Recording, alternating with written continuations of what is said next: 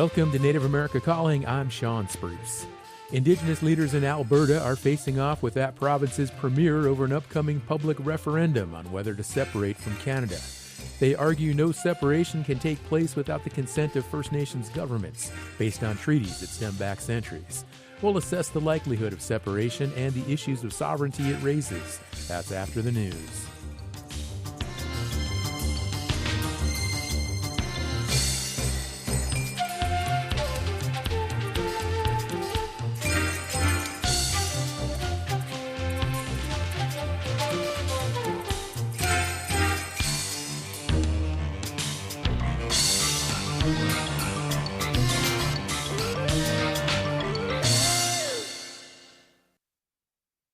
This is National Native News. I'm Jill Freitas. The U.S. is celebrating the 250th anniversary of the Declaration of Independence, but some Native American people in the Mount Rushmore state are turning their focus to a different anniversary. South Dakota Searchlight's Megan O'Brien reports. Ben Jones is South Dakota's state historian. He also chairs the state's America 250 Commission. He wants it to be an inclusive celebration. So there was just a strong desire personally, and I think among all the members of the commission, that we include everybody who lives in South Dakota to be a part of this. But as the 4th of July nears, Trina Lone Hill is not planning to celebrate. For me personally, the 250th anniversary of the signing of the Declaration of Independence is very, I guess, like a slap in the face. Lone Hill is a former historic preservation officer for the Oglala Sioux tribe. Now she serves on its tribal council. The founding of the country meant lost land, language, and culture for Indigenous people. So Lone Hill's focus is on the 150th anniversary of the Battle of the Little Bighorn, the week before Independence Day. The conflict on June 25, 1876, was a major victory for the Northern Cheyenne, Arapaho, Lakota, and Dakota people. It happened during the United States' encroachment on their land after the discovery of gold in the Black Hills. Lakota people know the conflict as the Battle of the Greasy Grass. Representatives of several tribes are working with the National Park Service to commemorate the anniversary at the battlefield in Montana. Lone Hill will be one of more than a dozen speakers at the 3-day event. For National Native News, I'm Megan O'Brien.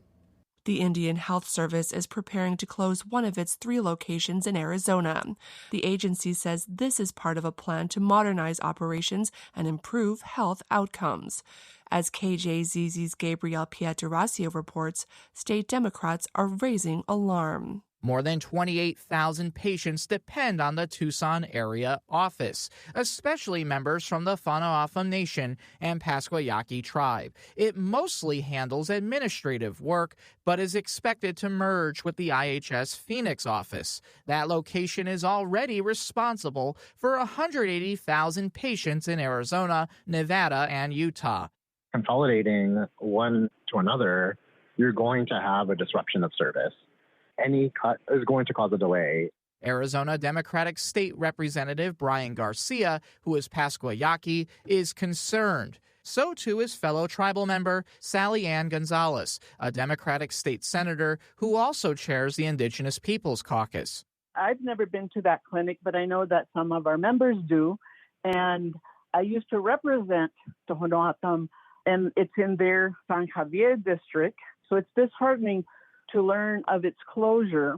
Arizona state Democrats sent a letter to Health and Human Services Secretary Robert F. Kennedy earlier this month, urging him to halt the looming closure. The agency did not comment on the letter. For National Native News, I'm Gabriel Pietrasio. The nominee to lead the Indian Health Service appeared before a Senate committee Tuesday. Mark Cruz, a citizen of the Klamath tribes, answered questions from lawmakers during his confirmation hearing to become the next director of the Indian Health Service. Cruz currently serves as senior advisor for Native Affairs at the U.S. Department of Health and Human Services. According to the Indian Health Service, Cruz told senators he would focus on strengthening tribal consultation, improving health care access, and addressing workforce shortages across Indian country if confirmed. His nomination now moves forward in the Senate confirmation process. The Indian Health Service provides care to about 2.8 million American Indians and Alaska Natives. I'm Jill Freitas.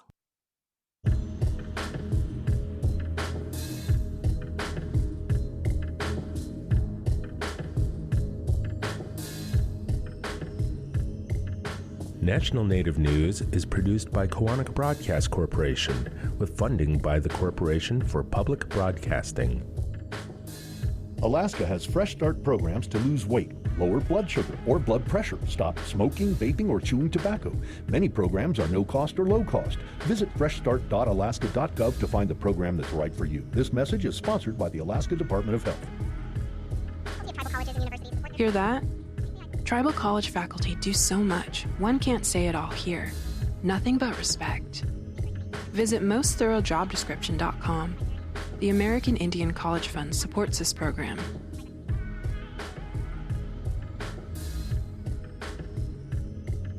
Native Voice One, the Native American Radio Network.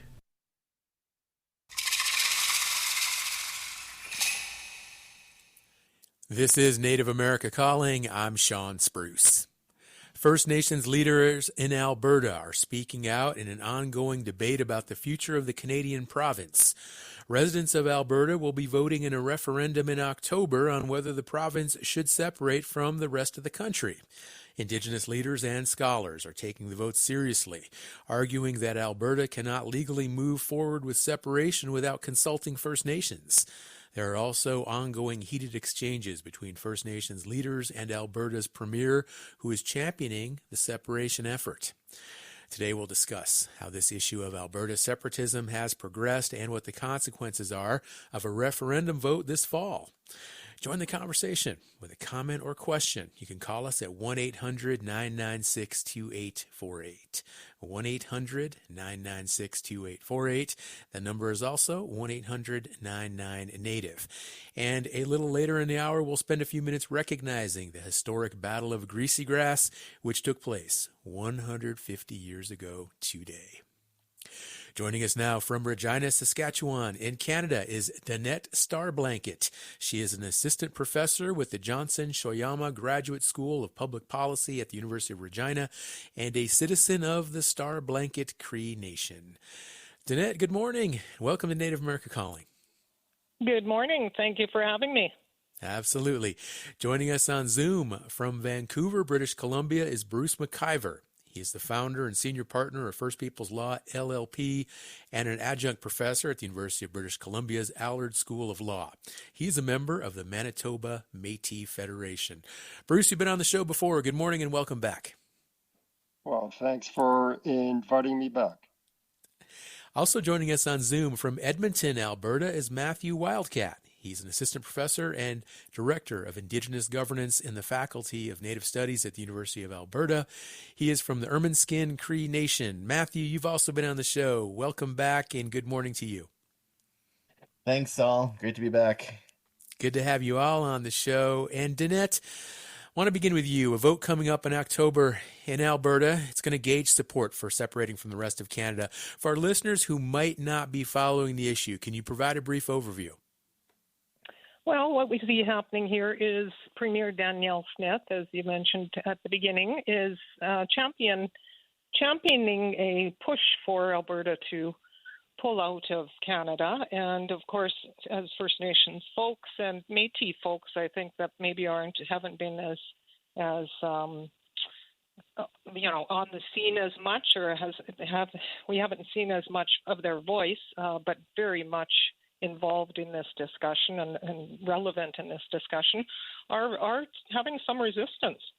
And of course, we look at not just our treaty rights, but our Aboriginal rights. And all Indigenous people enjoy Aboriginal rights and have Aboriginal rights granted from the Creator, those inherent rights.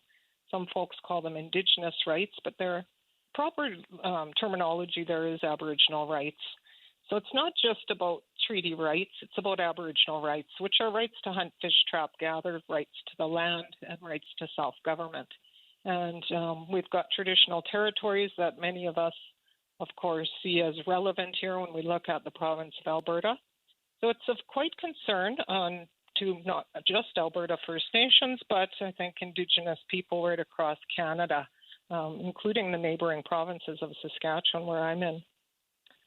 So basically, it's looking at what's going to happen there and what will our response be here in Saskatchewan. We have a premier here, Scott Moe, I think has a little bit of a a stronger relationship with First Nations folks. He's done a little bit more work, a little bit more background with First Nations people and our governance systems here in comparison to Premier Danielle Smith. So, we think about will it come here to Saskatchewan? Potentially it would, but I think we also do have that stronger relationship, and that pushback might be a little bit more intense here. I think we're ready. We're bracing ourselves for that, but it is a real threat. Certainly is. It's making daily headlines there in Canada. We're talking about it here in the States as well on our show today and other platforms. How likely, Danette, do you think this is? It could possibly happen, that there could be a separation between Alberta and Canada? I think it's absolutely likely. I think a lot of people thought it wouldn't get this far, but here we are. And I do believe that the anti-First Nations sentiment is growing as a result because people are not informed. People don't know about those rights that we hold. We are rights holders in Canada, and many folks, particularly here on the prairies, just have not been educated in that scene. And I think some of that might be purposeful on behalf of our education system, behalf of government in our past history. But when people are kept in the dark, they simply are not speaking from places of knowledge. They're speaking from places of ignorance, really, not knowing. So I think the anti-First Nation sentiment is growing, both in Alberta and Saskatchewan as a result of this.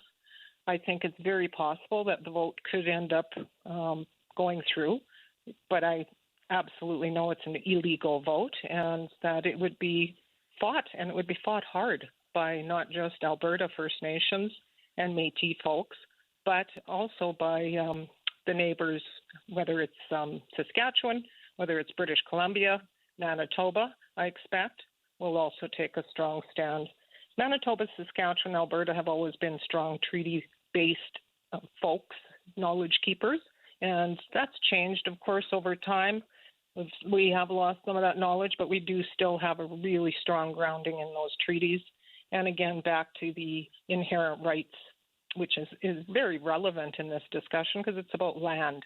When we entered into treaties, we did not cede, surrender, or give up, or yield our lands. We simply shared them. So this term of ceded and unceded, actually, there's some more discussion that needs to be had around that term because we would argue in Saskatchewan we did not cede.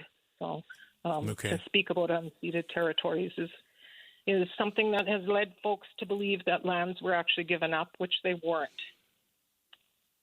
Danette, you and other legal experts maintain that Alberta can't legally succeed without consultation with First Nations. What is the legal argument for that position? Again, we've got the fact that we did not give up those lands, that we are still hosts and stewards of the lands, and we've simply shared those lands. So when we think about what happened at the time of treaty, when newcomers came onto our lands, we maintained that sovereignty, we maintained that autonomy. We simply allowed folks to utilize our lands, and at that time it was for farming purposes. And that's gotten quite a bit out of hand when we look at what those purposes are today. It's far more than that now. So this concept of 6 inches into the ground or a plowshare depth into the ground, the depth of a plow for farming purposes, has gone, it's gone awry, if you will. And knowledge keepers, treaty knowledge keepers would say those discussions should have been had some time back. And this is not a new concept, this idea of, whether it be changing borders or changing territories. It's the threat of borders changing is historic here in Canada. So when we look at even annexation from the United States, that border moving north, that's one of the reasons or factors that First Nations and government, the Crown here, entered into treaty.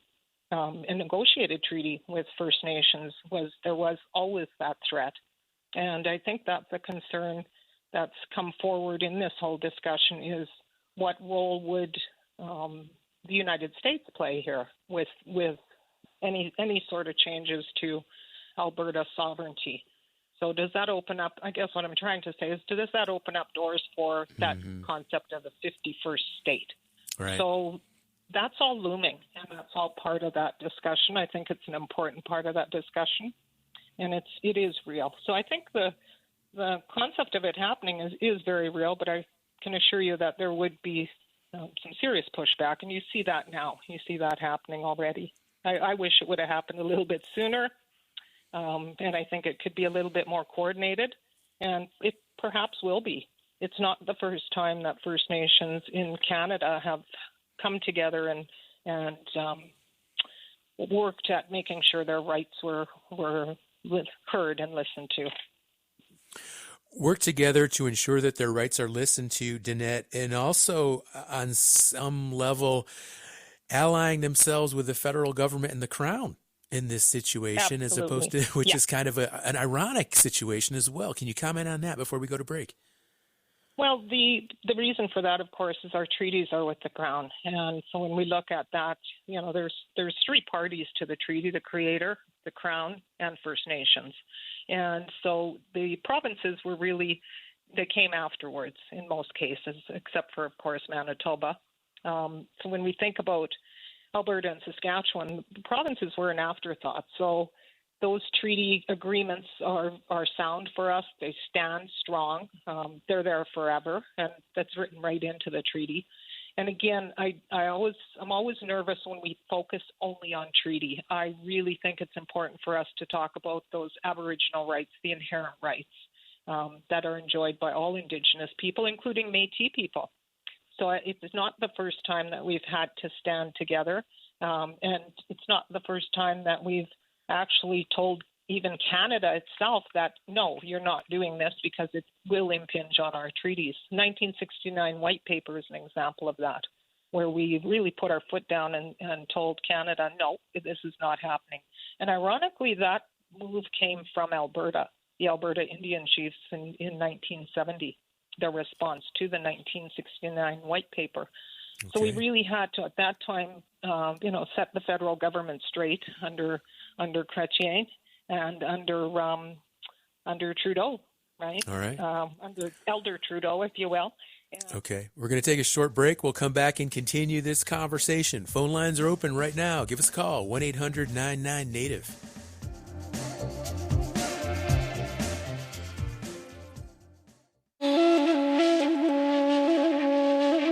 Whether you're headed out on a distant vacation, staying home to save money, or recharging after a long day, there is a book by a Native author for your reading list this summer. We'll tap our expert panel of book enthusiasts for suggestions on the next Native America Calling.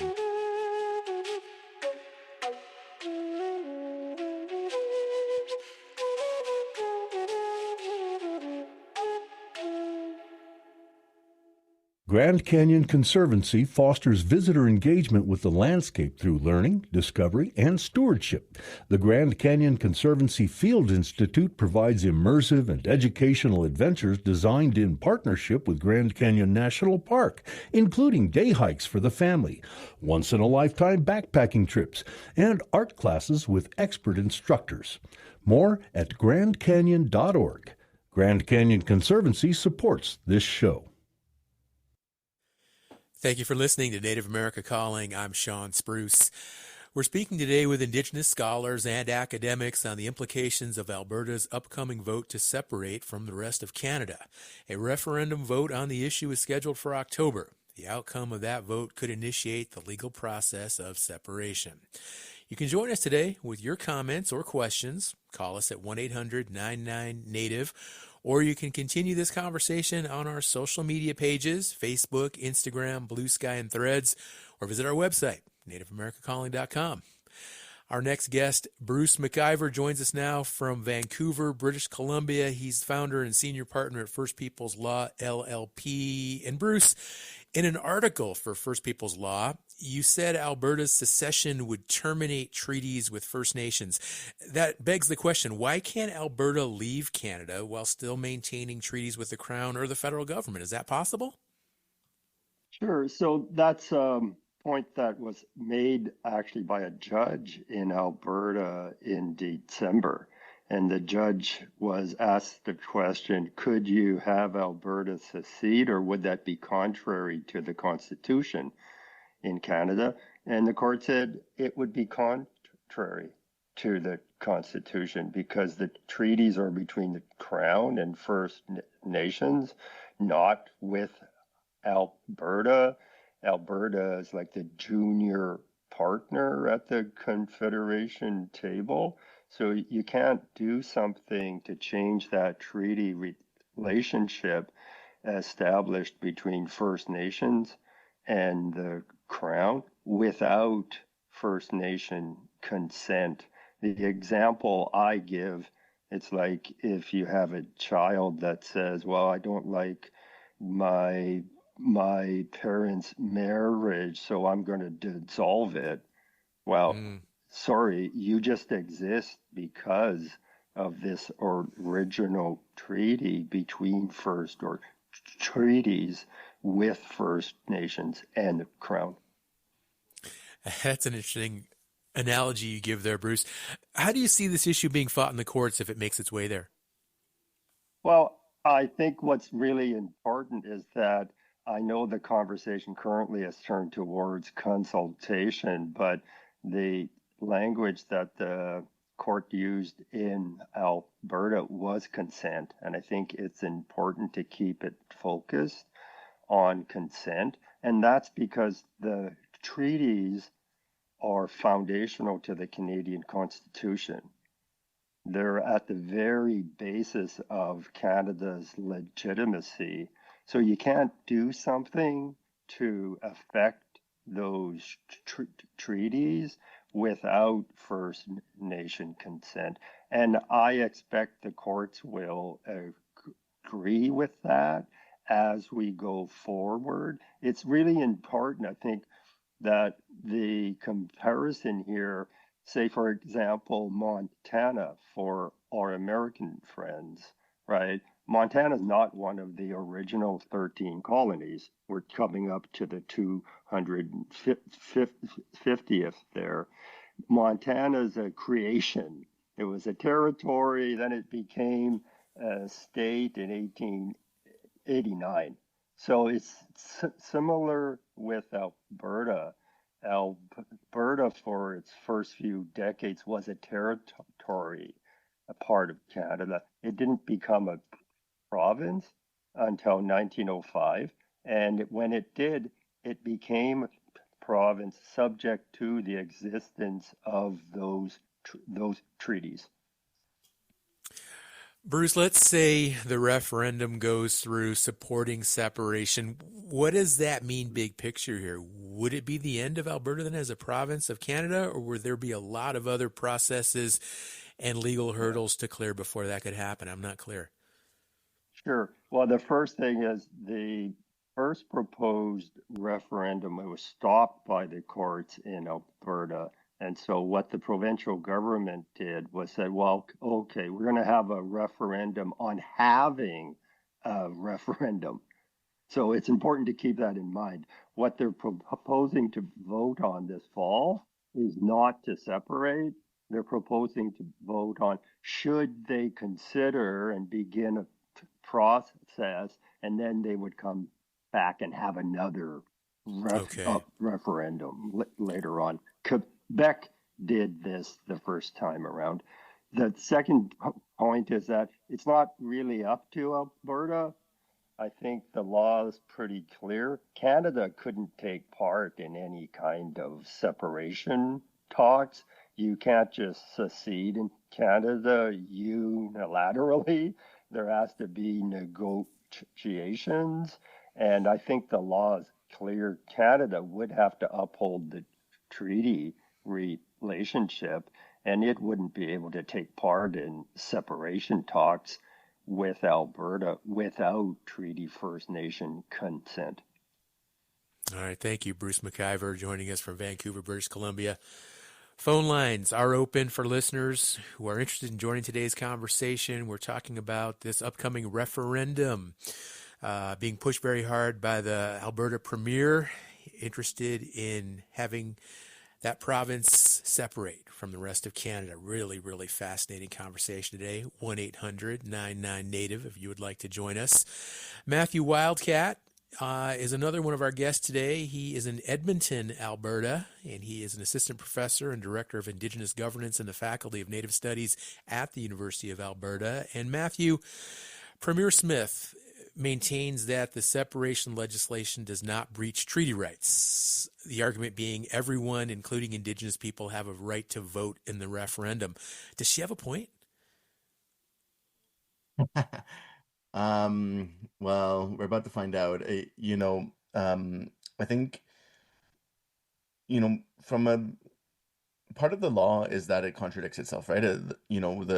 When we talk about laws, there's a lot of stuff in there. There's a lot of precedents, and oftentimes we have to work through prioritizing, what is going to prevail in a given situation or not, right? And so in this instance, what is clearly being done is the premier is using the language of direct democracy, and which is kind of part of the playbook of conservative movements, really at least all over North America.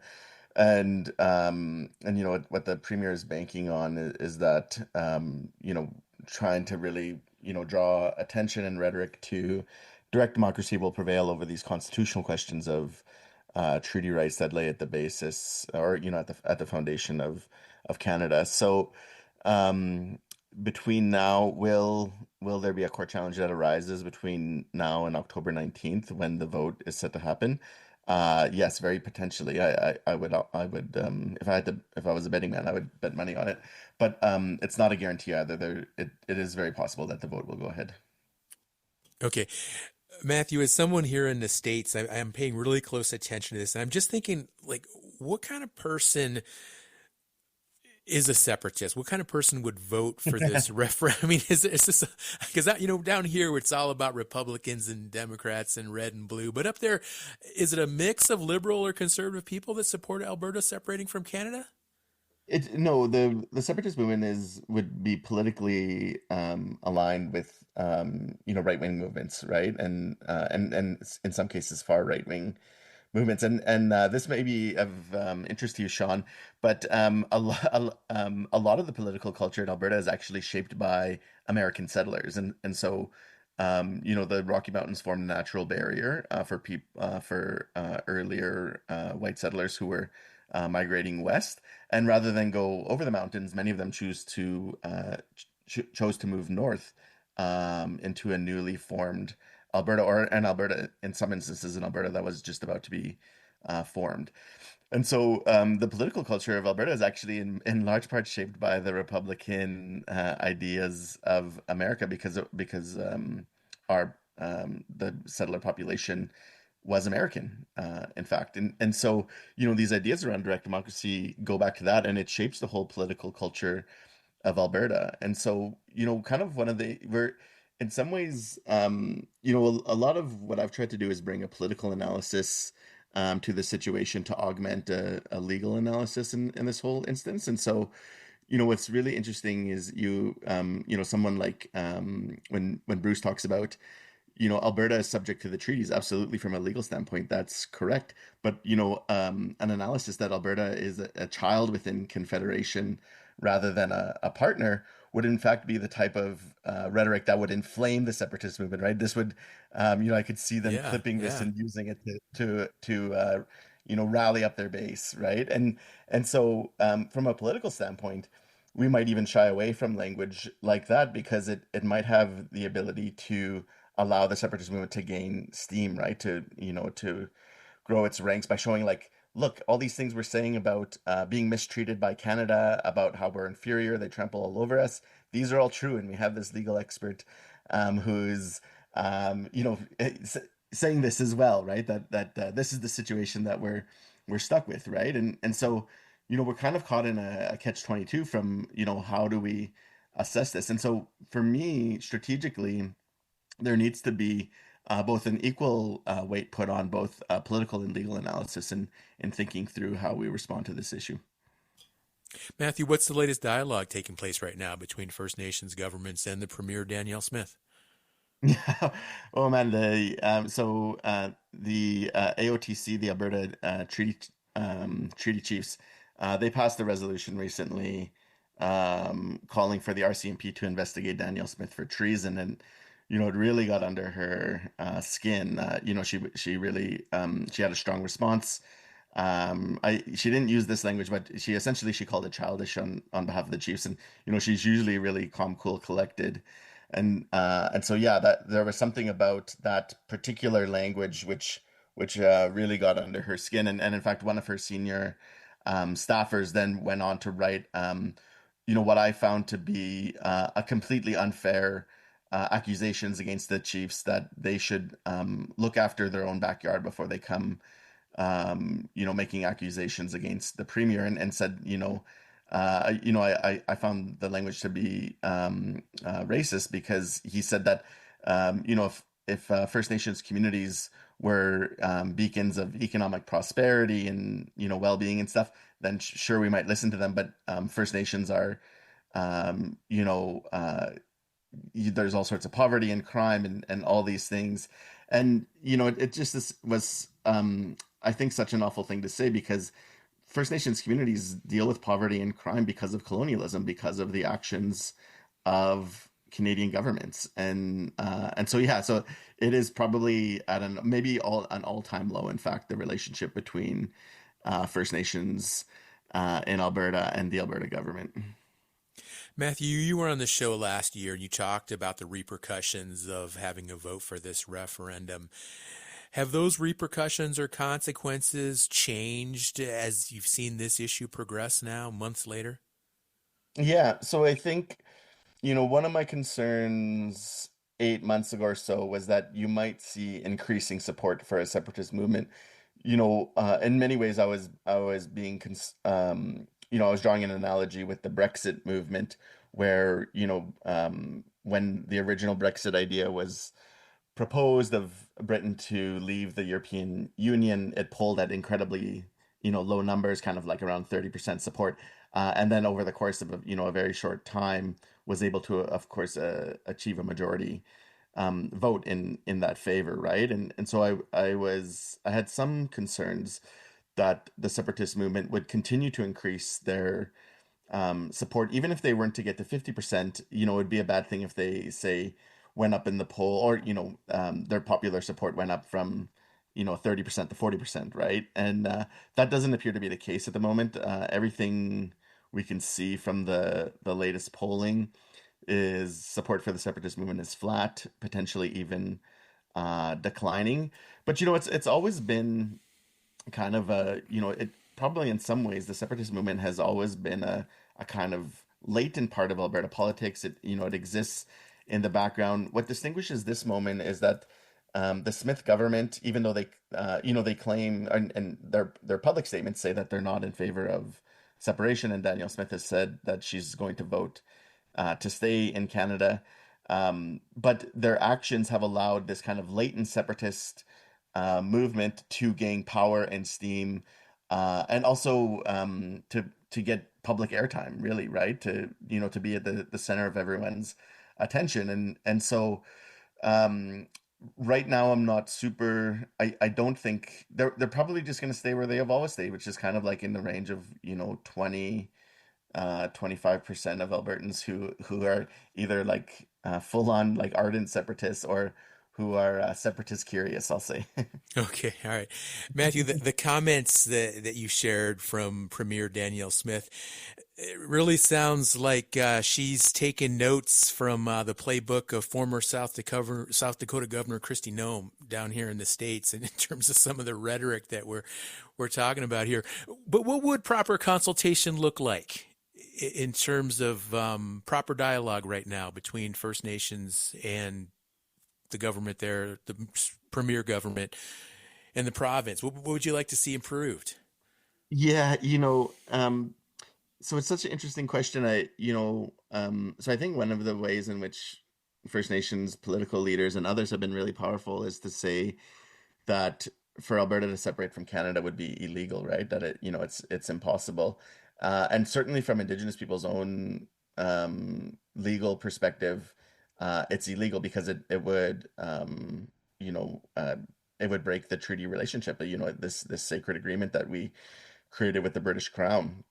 And so um, in this instance, because the consequences are so dire, consultation would have to be done at the utmost level, at the absolute highest levels. I don't know exactly what that would look like. Potentially you could say that it's actually just impossible to consult on, one of the reasons why consultation has become foregrounded is that in order for lawsuits to be launched in the Canadian courts, is they have to have something within the Canadian legal system that grounds the case, right? And in this instance, part of it is that an international border would prevent First Nations people from easily traveling to different parts of their traditional territories, which cross provincial borders, and it would impact their hunting rights, right? And so you have a very clear violation of Aboriginal rights, and that triggers the duty to consult. So that is why I think consultation has become so central, because it was needed to ground these lawsuits.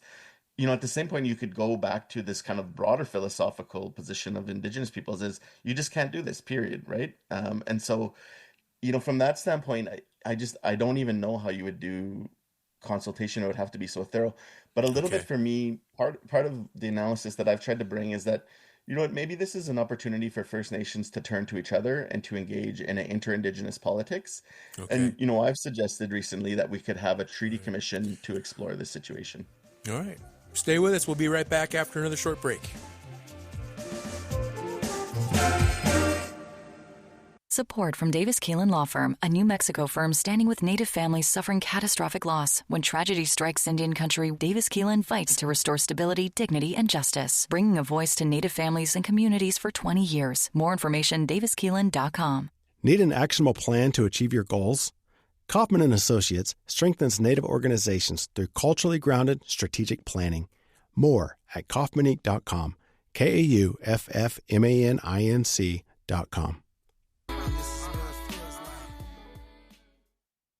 You're listening to Native America Calling. I'm Sean Spruce, and we are wrapping up our discussion about the separation of Alberta. You can listen to this show and all past shows of Native America Calling on our website, nativeamericacalling.com, and all major podcast platforms. I want to go back to Danette Starblanket, assistant professor with the Johnson Shoyama Graduate School of Public Policy at the University of Regina.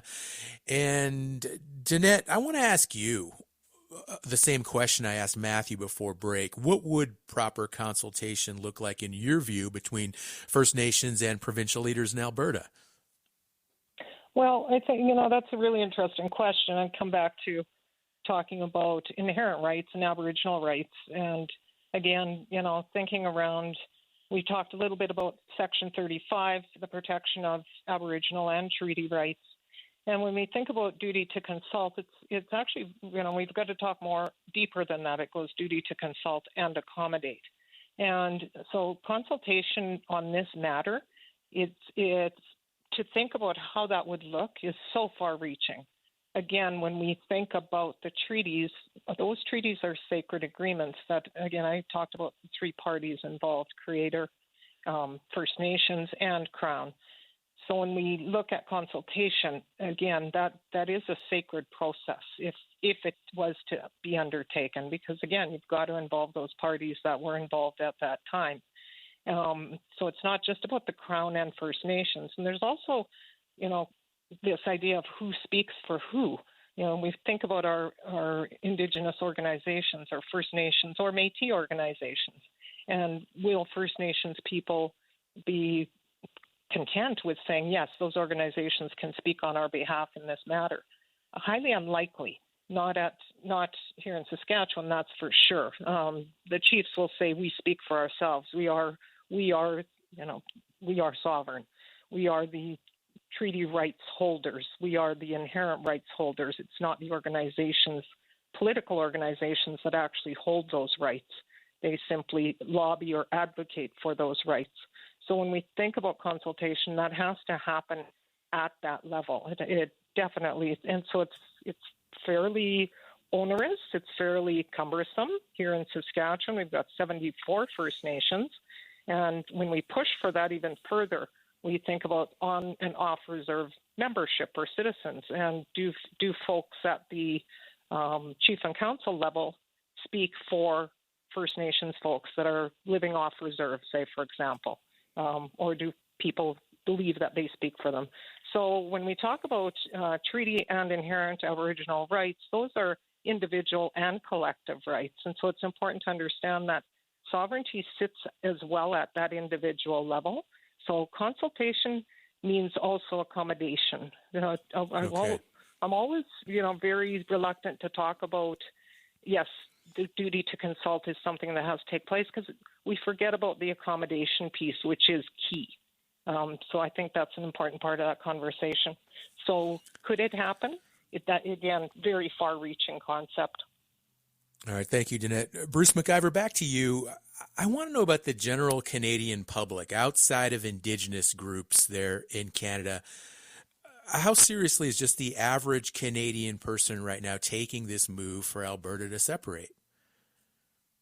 Well, I can't speak on behalf of them. I know a lot of people that I've heard from outside of Alberta are a bit gobsmacked by this. They're the spoiled child of Confederation. What are they complaining about?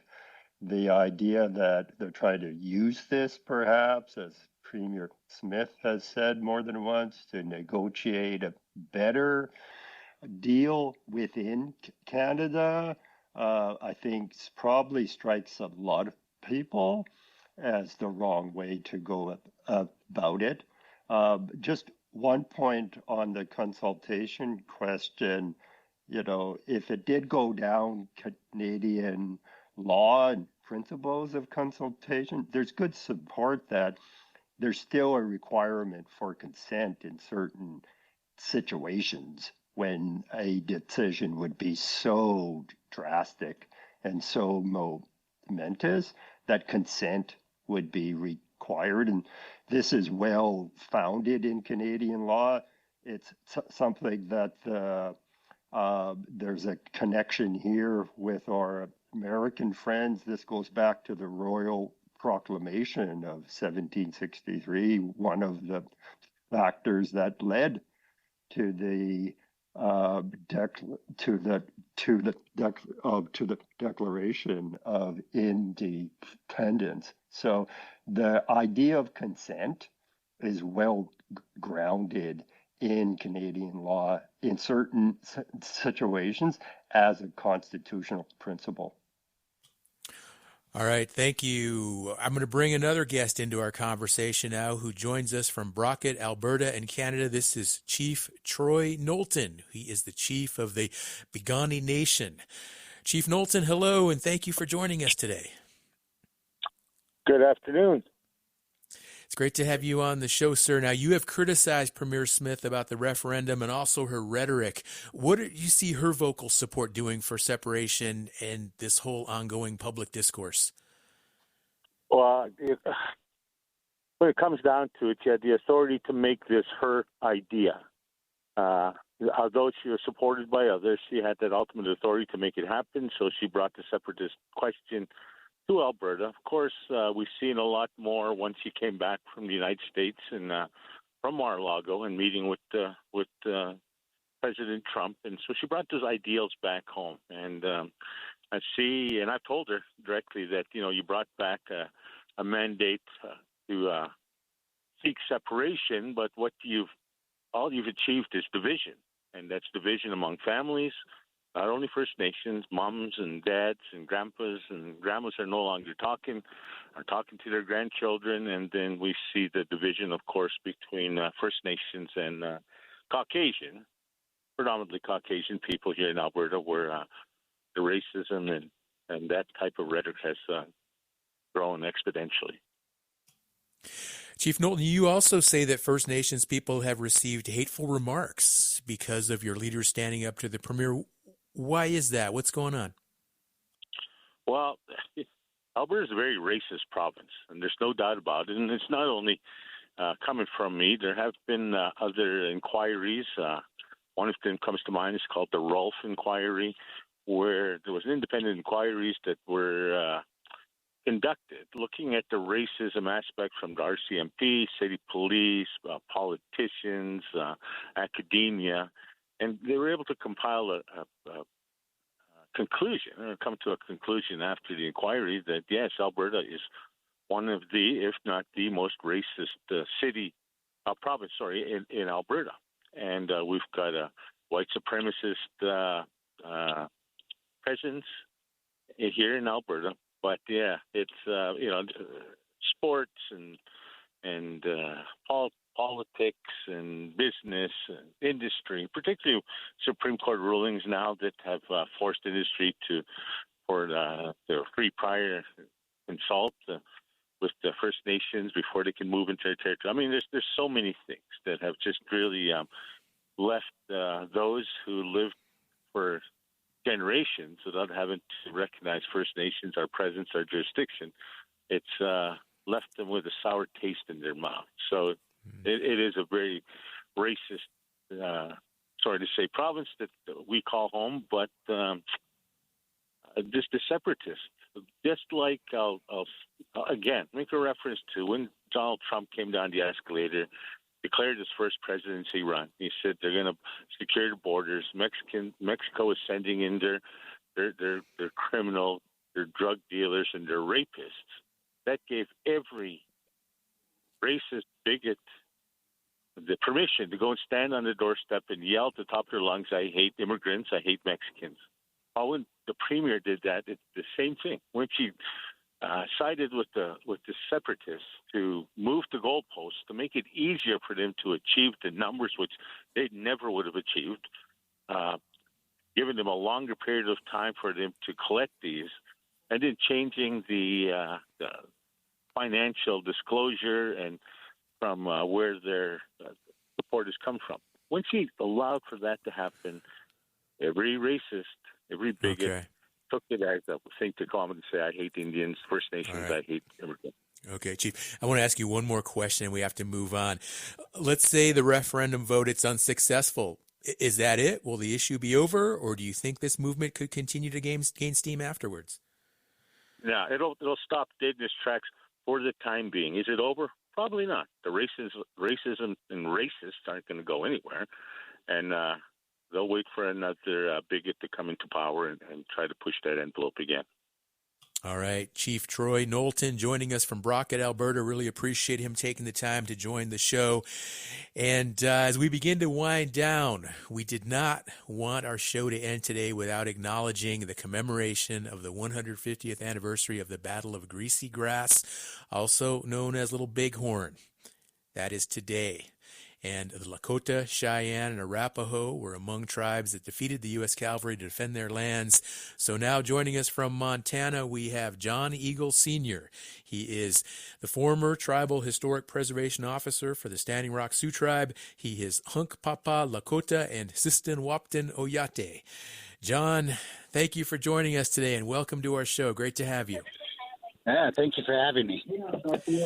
You're there on the site of the Battle of the Greasy Grass. What's happening there? Tell us. Actually, I was there yesterday as the riders came in.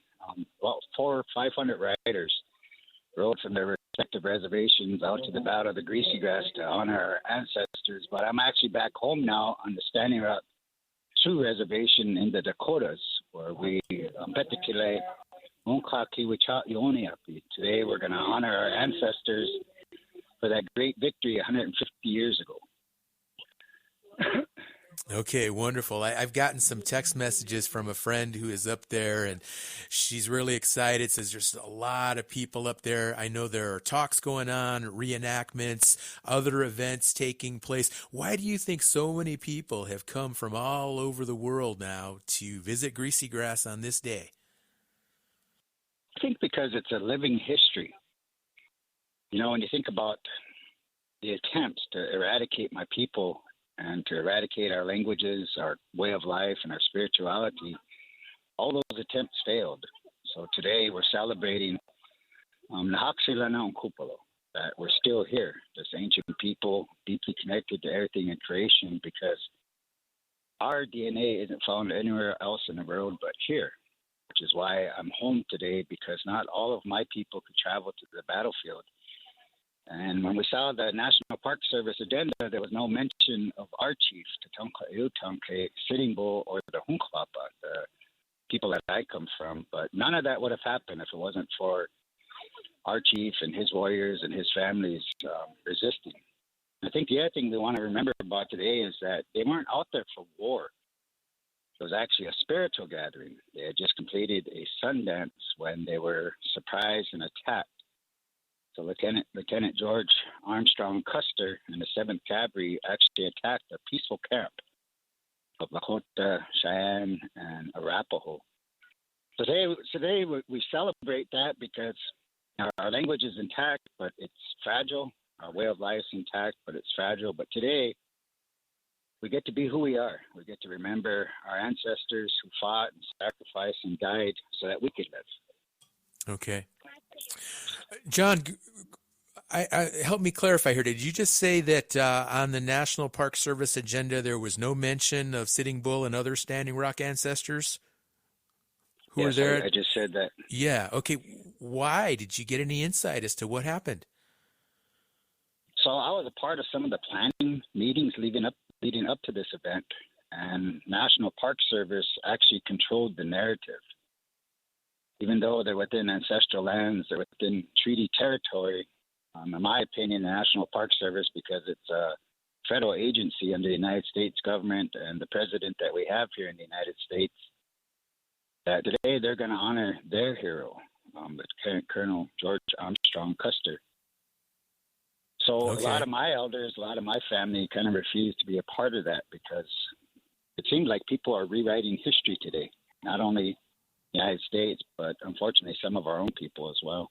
Okay. Did you notice a lot of Custer supporters up there, or even just maybe protesters against the indigenous people that are up there celebrating? I didn't see any protesters, but I saw a lot of people dressed up in attire from the 1800s, and a lot of people dressed up as cavalry soldiers, a lot of people dressed up as mountain men. And like I said, in my opinion and the opinion of my family, National Park Service is going to honor their hero. But we're going to honor our ancestors today. Okay. All right. John, we've got about a minute before we have to wrap up. Any lessons that you can share with our listeners that we can draw from the leadership and the warriors who fought there at Greasy Grass 150 years ago today? I think the lesson is that my ancestors were looking 7 generations out into the future. So they fought and died so that we could live. Likewise, now as Lakota people, that's our responsibility, is to look out into the future, 7 generations ahead of us, even though our grandchildren might not know our name and we're not going to know them. My hope and my prayer is that they're going to know that we cherish the thought of them so much that we gather together to keep our way of life alive again. And with that, we've reached the end of our hour, so we're going to have to wrap up this show for today. But before we do that, I want to thank all of our guests who joined our conversation. John Eagle Sr., also Chief Troy Knowlton, Danette Starblanket, Matthew Wildcat, and also Bruce McIver. Please join us again tomorrow when we will get suggestions for books by Native authors for your summer reading list. I'm Sean Spruce. Enjoy the rest of your day.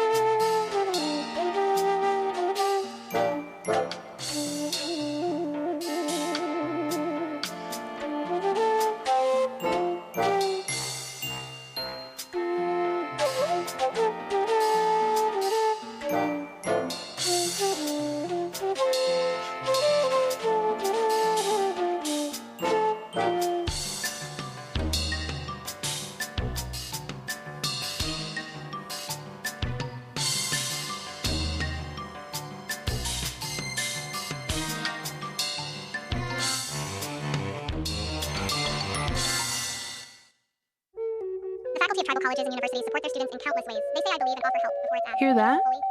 That's everything tribal college faculty do for their students on Fast Forward. Because if one tried to say it in real time, they'd be here all day. They teach, guide, comfort, and connect. And for that, the community is grateful. Learn more at mostthoroughdjobdescription.com. The American Indian College Fund supports this program. They give extensions, cheer progress, share laughter, create calm, and allow reflection. They inspire hope, share wisdom, guide gently, validate feelings. Who protects Indian country? Amerind does. As the only 100% tribally owned insurance carrier, Amerind helps strengthen tribal communities by providing reliable insurance coverage and keeping dollars in Indian country. From property and liability to commercial auto and tribal workers' compensation, Amerind is here to protect what matters. Celebrating 40 years of serving Indian country. Learn more at amerind.com. That's AMERIND.com.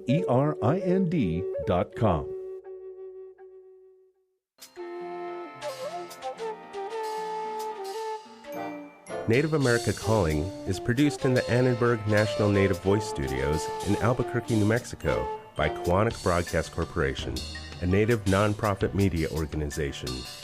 Funding is provided by the Corporation for Public Broadcasting with support from the Public Radio Satellite Service. Music is by Brent Michael Davids. Native Voice One, the Native American Radio Network.